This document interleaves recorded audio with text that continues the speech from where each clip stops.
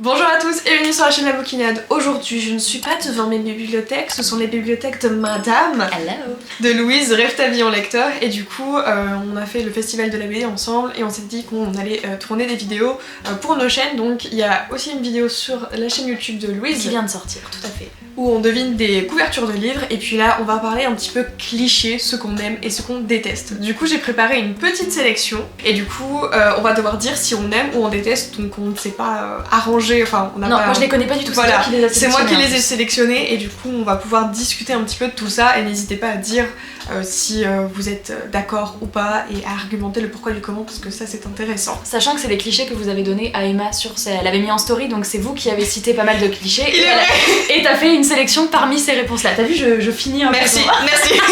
Alors le premier, c'est une personne qui lit et forcément très douée en orthographe ou pas. Genre en gros, est-ce que moi je pense aussi comme ça? Ouais. 1, 2, 3. Je vois pas ton écran. Ouais. Merde. C'est bon. Les gens pensent pareil. Ça c'est bon. Mais en vrai, moi, quand je me calque sur moi, tu sais, je relis jamais mes messages. Ouais. Donc forcément, bah il y a des fautes. Parce que t'écris un peu machinalement, etc. Ouais. Et puis même, je pense que la langue française est tellement complexe qu'en fait, on apprend aussi au fur et à mesure. Et puis des fois, on oublie. Et puis des fois, on reprend. Enfin, Ouais, bref. puis je trouve aussi que tu vois, tu peux adorer lire sans forcément. Il y a plein de. Alors je vais pas commencer à rentrer dans le domaine du handicap, mais tu vois, tout ce qui est dyslexie et tout, ils ont forcément des difficultés à écrire et à connaître, et genre ça ferait d'eux pas des lecteurs, enfin genre ils peuvent adorer lire, et quand ils passent à l'écrit, il y a plein de fautes. Alors au-delà de ça, moi je suis pas du tout dyslexique, mais en effet, il y a plein de fois où j'ai envie de faire des stories et je me rends compte une fois que j'ai posté, j'ai oublié un accent sur le A qui fait que c'est une faute dans la langue française, ou alors t'as mis E à la place de ER, et quand tu te relis, tu te dis mais c'est évident, mais en fait c'est juste que des fois tu... Mais en effet, du point de vue des gens qui peuvent parfois voir des lecteurs, ils peuvent se dire Mais moi, je me souviens bah quand- tu lis, t'écris forcément à la perfection. C'est tu ça, vois. moi j'avais ça en cours de lettres et vraiment c'est un truc qui m'énervait au plus haut point parce que les profs de lettres sont persuadés que vu qu'on a lu tant de livres, c'est bon, on a aucune faute grammaticale, enfin, rien en orthographe, en conjugaison, rien ne doit passer Ouais, parce je suis que d'accord. on lit. Mais dans ton livre, certes ça peut t'aider parce que tu ne vois pas d'erreur normalement, mais si tu ne connais pas, enfin je sais pas si, donc ce que tu disais si t'es dyslexique ou autre, il y a des choses qui t'échappent. Bah oui, complètement. Et que ce soit même de l'inattention ou autre. Mais par contre, je pense qu'en effet, le fait qu'on soit dans le domaine littéraire et qu'on fasse des stories, je pense que les gens peuvent plus facilement, tu vois, faire attention à ça chez nous, comme Oui. on est censé parler de livres et tout. Même si pour le coup, j'ai jamais eu de réflexion du style t'as fait une faute, tu vois, ça aurait pu, parce que des fois je me relis, je dis est-ce que je refais la story ou pas, je m'en suis rendu compte et je me dis tant pis, genre l'erreur est humaine, on s'en fiche, et genre si quelqu'un vient me le dire. Mais en fait, j'ai jamais eu vraiment de remontrance là-dessus, mais je pense qu'on a peut-être une exigence en disant on a peut-être, enfin en tout cas, moi des fois je me dis plus Louise, tu parles de livres et tout, et là je relis ta story et t'as fait une faute, et ils peuvent Mais ça peut-être devrait, se dire. ça devrait être pareil dans tous les domaines. Ouais, en fin de compte. mais oui. Donc, Mais en effet, je pense que ouais. le enemies to lovers. Tu aimes ou tu détestes? Déjà quand il y a du lovers, moi faut se... On doit switcher sur l'écran. 1, 2, 3. Ah merde. Ouais, je me doutais qu'on allait pas être...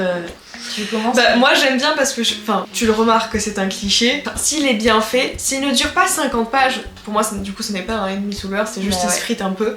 Mais quand c'est un vrai enemies to lovers, Ouais, alors que moi en fait justement ce qui m'énerve pour le coup, alors le fait que ce soit un cliché forcément t'as des côtés assez prévisibles, mais en fait c'est quand je sens qu'en mode, en fait pour moi si vraiment ils sont ennemis, j'aimerais que ça reste le méchant de l'histoire, enfin pas le méchant, là je fais en mode très gentil méchant alors que c'est pas toujours le cas, mais j'aimerais vraiment que genre ils se détestent et qu'il y ait une haine profonde jusqu'au bout, parce que quand je commence à sentir que en mode tu vois genre typiquement les phrases il a regardé il m'énerve autant qu'il m'attire, pour moi c'est... Après on dit qu'il y a qu'une... La frontière est mince entre la haine et l'amour, tu vois. Non vraiment moi c'est un truc, après de base j'ai un peu de mal avec les romances. Oui. Mais ce cliché me dérange vraiment. Je préfère, tu vois, admettons un Friends to Lover, où ils sont amis, et je me dis, un Enemies to Lover, je trouve qu'il y a trop de phrases clichés qui vont me gonfler. Mais après, enfin sincèrement, il y a pu y avoir des livres, tu vois, dans le Gang des prodiges, Oui. ils partent en mode... Et j'ai adoré. Donc, Mais la faucheuse au début, j'ai moins de souvenirs de la faucheuse, mais oui, en effet, peut-être, oui. Mais j'ai plus de souvenirs dans le à Gang la des base prodiges. il y en a un qui doit tuer l'autre. Hein. Bah oui, mais c'est pour ça que pour moi ça dépend comment c'est fait. Genre avec des auteurs dont j'apprécie vraiment la plume et la manière dont ils vont tourner les choses, où ça peut me paraître plus crédible si c'est vraiment sur la durée, sur des tomes, où tu vois vraiment l'évolution. Mais genre le truc où vraiment ils se détestent et ils passent à côté, tu sens son odeur et... Non vraiment, tout d'un coup, sur c'est moi pendant... sens. Bon bref, voilà. Mais de manière générale, ça m'agace. Mais ça c'est vraiment une discussion, je trouve la enemies to lovers très... Ouais. Le triangle amoureux. Je m'en doutais, tu sais que j'y ai pensé cette nuit. Quand tu m'as dit qu'on allait faire cliché et tout, je me suis dit putain, il va y avoir le triangle amoureux. Il faut que je réfléchisse. Ouais, là c'est toi qui réfléchis plus longtemps que moi. 1, 2, 3.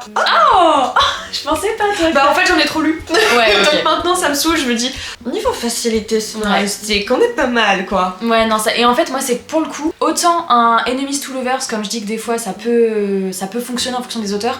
Pour moi, en fait, le triangle amoureux, c'est que en fait, j'essaye de le calquer dans la vie de tous les jours et je me dis, mais à quelle heure il y a vraiment. Alors, je pense que c'est arrivé, je dis pas que ça arrive jamais, si, que ça t'es arrive. avec quelqu'un et que tu peux. Mais là, t'as l'impression que ça arrive tellement dans tous les romans où t'as 3 personnages. Tu dis, mais comme si dans la vie de tous les jours, c'était toujours en mode t'en as un, puis finalement t'en as un autre, et genre t'es trop indé. Enfin, genre, non, pas. Enfin, ça m'énerve, vraiment. Mais si ce serait dans la vraie vie, en plus, moi, humainement, vraiment, ça me ferait mal au cœur. Et Mais je suis oui. le genre de personne qui me dit bon, écoutez, je sais pas choisir, du coup, bah, je me barre. Ouais, voilà, je me barre d'ici. Mais Il y a pas de roman là, non.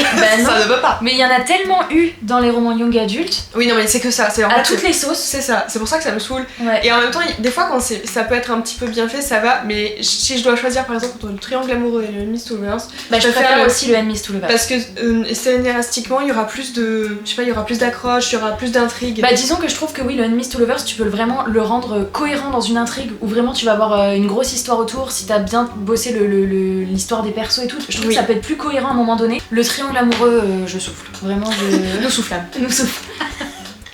Par contre, j'ai que du rouge depuis le début. C'est vrai. Tous les lecteurs sont introvertis. 1, 2, 3. Bah, Merci. de toute façon, il y a juste avant ma tronche. Je suis un peu l'inverse de l'introverti, quoi. C'est vrai. Mais en fait, ce qui me saoule, c'est que vraiment le lecteur, c'est le cliché, genre Ouais. thé, chocolat chaud. Thé, chocolat chaud. Vraiment le chat et tu ne parles jamais Un peu vraiment solitaire, à personne. ouais, c'est ça. seul dans son monde, Et qui même a moi, pas trop de vie sociale. Mais c'est ça. Mais même moi qui est introvertie, je suis en mode quand même. Bah oui. J'ai quand même des interactions Mais sociales, bien quoi. sûr. Bah regarde, t'es venu à Angoulême pour faire le festival chez moi. Et il est vrai. Il est vrai. Je parle à un être humain Mais oui. actuellement. Non mais après oui, on dit parce que c'est genre une activité solitaire, que c'est des gens qui ont pas d'amis et qui ont été se retrouver une vie beaucoup plus palpitante dans les bouquins. C'est un big cliché qui pour moi est archi oui. faux. Vraiment je suis hyper extravertie, même sans le faire par rapport à moi, genre je connais plein d'autres lecteurs qui peuvent être extravertis. J'en connais aussi des introvertis, j'en connais des entre-deux, j'en connais, enfin il y a tout en fait, c'est comme ça, dans toute activité. Tu vas avoir des personnes au tempérament calme et d'autres enfin pour moi ça veut rien dire du tout quoi. Mais évidemment quand tu lis, quand tu vois un lecteur, t'es jamais en train de faire ça, en train de lire ton livre, tu vois. Mais ça, c'est vrai que ça revient énormément. Ouais, et c'est un gros cliché, surtout, ça, tu sais, c'est vrai. quand t'es au lycée ou au collège et que tu commences à lire et tout de suite, c'est. T'es vu direct, t'es catalogué. L'intello. Exact. Ah oui, alors l'intello et celui qui a pas d'amis ou qui est dans son coin qui préfère les bouquins aux gens. Exactement. Ouais. Le rat de bibliothèque finalement. Ouais, exactement. C'est assez sympa. Ouais. La protagoniste est la clé à toute intrigue, là où le protagoniste. Ouais. 1, 2, 3. Waouh. Un désaccord. Mais que nous arrive-t-il? C'est bien, ça crée du débat. Vas-y. Bah forcément c'est déjà moi je lis majoritairement de la fantasy et c'est très souvent ça, vraiment genre la fantasy de base où t'as un personnage qui va sauver l'humanité quoi, sans que ce soit parfois très cliché comme ça, tu vas avoir d'autres personnages qui rentrent en jeu. Mais en fait très souvent je me lance dans un roman de fantasy, tu le sens que ton personnage est différent comme par hasard celui que tu suis, mais ça fonctionne clairement avec moi parce que après ce qui m'intéresse c'est le comment, du pourquoi il va faire ça, qui c'est qu'il va rencontrer en chemin, comment ça va se mettre en place. Mais c'est un cliché que ouais je sais que ce cliché existe grave en fantasy, celui dont tout l'élu voilà tout repose sur ses épaules, mais ça fonctionne et j'aime bien. Et en fait ce qui m'intéresse c'est plutôt l'aventure, l'intrigue, comment ça va se passer, etc. Et c'est pas un cliché qui m'agace ou que j'aime pas retrouver, tu vois. Mais moi je pense que c'est plus dans la mise en avant. Typiquement dans Harry Potter est l'élu.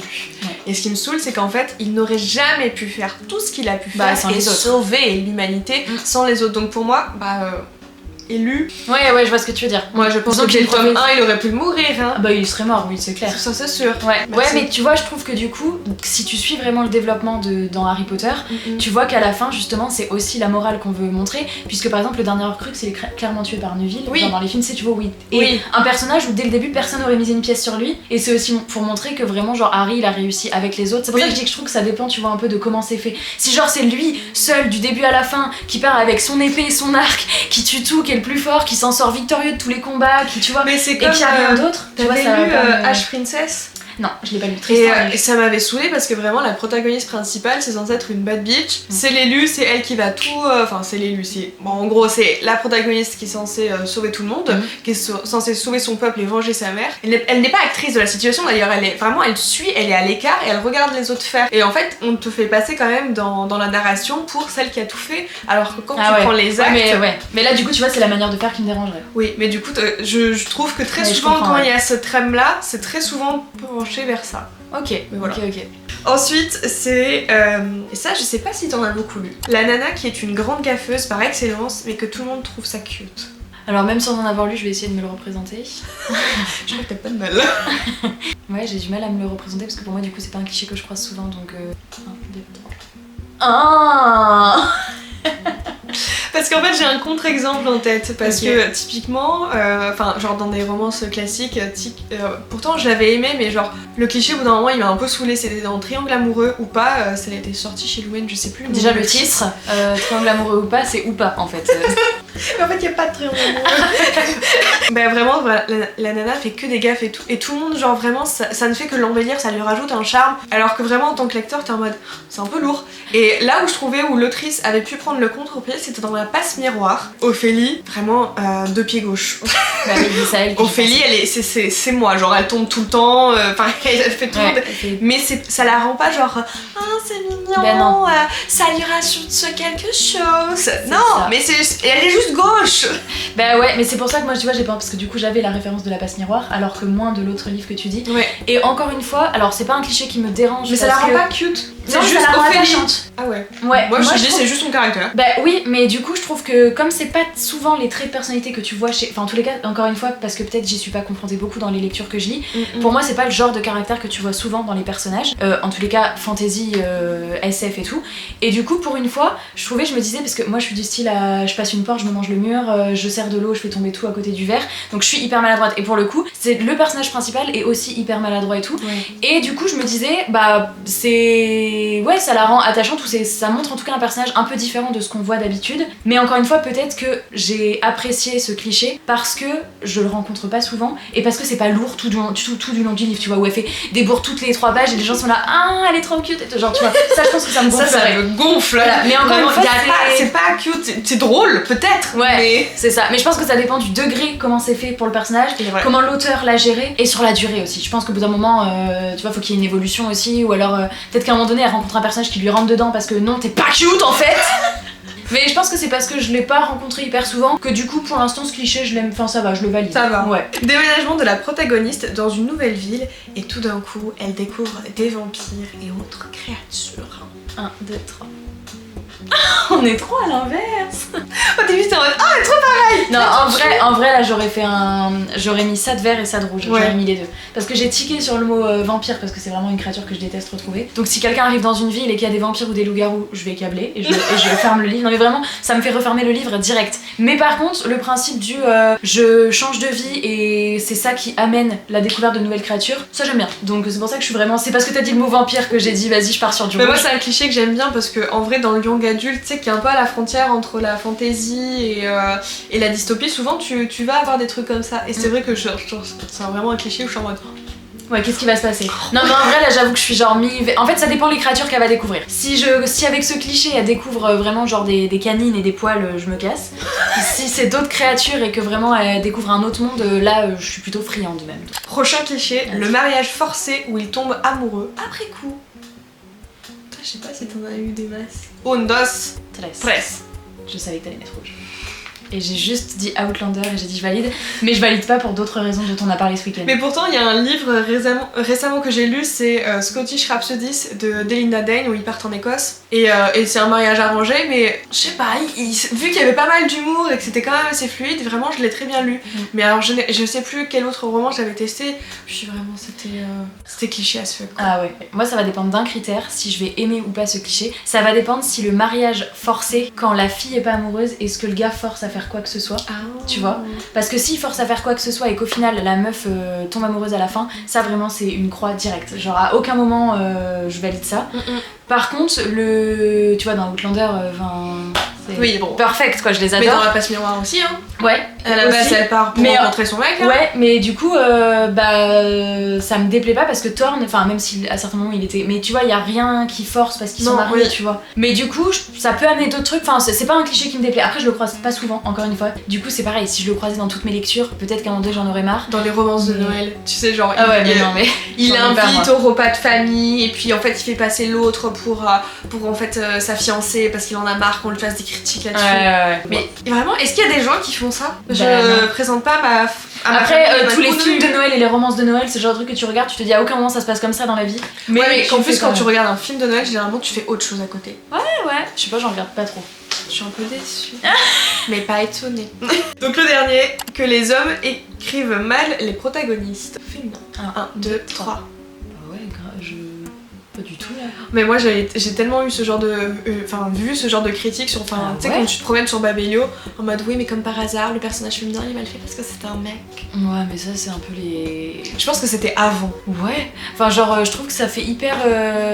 C'est hyper réducteur de mettre ça à. Ouais, je sais pas. Enfin, et ça serait dit à l'inverse, ça choquerait personne. Genre, une femme peut écrire sur un homme, mais genre, un homme, attention, il peut pas. Alors, oui, ça a dû être mal fait dans certains livres, on imagine, mais comme tout en fait. Pour moi, comme tout. Tout comme une personne qui va écrire sur le handicap qui va être très bien fait, et à côté, tu vas avoir un livre qui va écrire sur le handicap qui va être très mal fait. Et t'as des hommes qui peuvent avoir qui peuvent s'être vachement renseignés, connaître vachement bien les femmes, avoir une sensibilité hyper. Et où ça va être hyper bien fait, et un autre où ça va être horrible, et tu vas te dire en effet, mais lui, il connaît pas du tout les femmes. Et tout comme je pense que des femmes peuvent écrire très mal sur un personnage féminin et que ça soit. Oui, ah oui, mais totalement. C'est pour ça que pour moi, c'est pas du tout juste le fait que ce soit un homme qui écrit sur une Complètement. femme. Une femme. Mais c'est comme moi, il y a des personnages féminins que j'adore à chaque fois et c'est écrit par un mec, c'est Victor Dixon. J'aime beaucoup ses personnages féminins, plus que les personnages masculins d'ailleurs. Et Ouais. pourtant, bah, c'est un mec. Hein. Bah ouais. Alors j'ai pas trop de recul sur Victor Dixon, mais. Oui, t'en as pas assez lu. Bah, j'ai lu Extinta, que j'ai adoré, Ouais. et Cogito. Ouais, c'est vrai. Pour moi, Mais ça ouais, non, tient je, pas. je ne valide pas ce cliché. C'est du rouge. On n'est pas d'accord, c'est Non. red. Mais par contre, on finit la vidéo sur un accord entre nous. C'est vrai. C'est beau. C'est beau. Mais du coup, merci Louise d'avoir participé à cette vidéo. Bah de rien, c'était grave cool en vrai. Merci de m'avoir invité chez toi. De m'avoir laissé m'incruster chez toi. C'est vrai, devant ma petite bibliothèque. J'espère que cette vidéo vous a plu. N'oubliez pas d'aller voir aussi la vidéo de Louise si vous voulez un petit peu plus rigoler ou nous voir galérer. Oui. Et puis nous, on se Me retrouve. voir galérer. Tu as spoilé. Et nous, on se retrouve dans une prochaine vidéo. Et d'ici là, bonne lecture. Bye. Bye. Allez vous abonner quand même.